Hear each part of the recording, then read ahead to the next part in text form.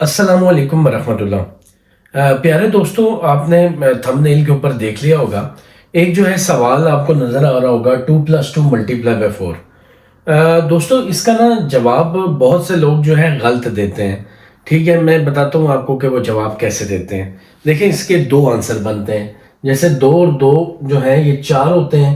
ठीक है, जब दो जमा दो चल करें चार, तो ये साथ में मल्टीप्लाई हो जाएगा, तो फोर फोर सर के आ जाएगा 16।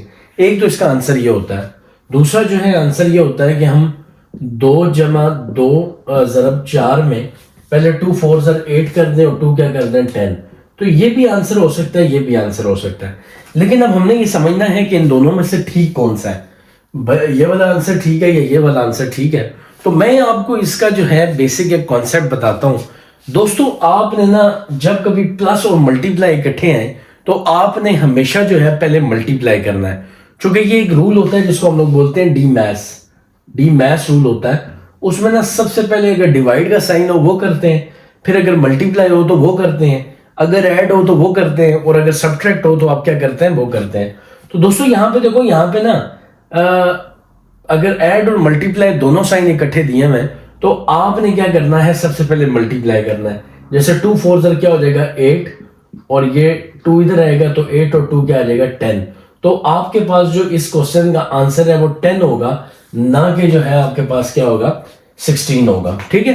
अब दोस्तों इसी तरह से ये दूसरा एक क्वेश्चन है जिसमें लिखा हुआ है 2+8 मल्टीप्लाई बाय 2।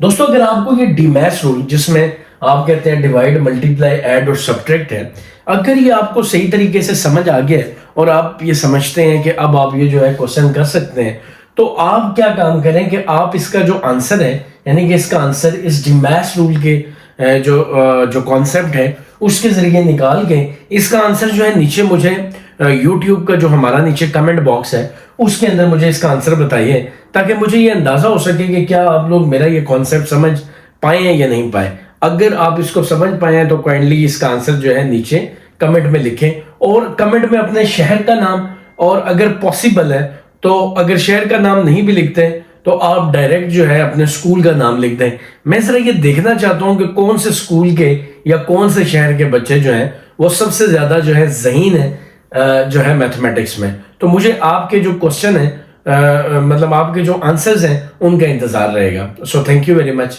अस्सलाम वालेकुम।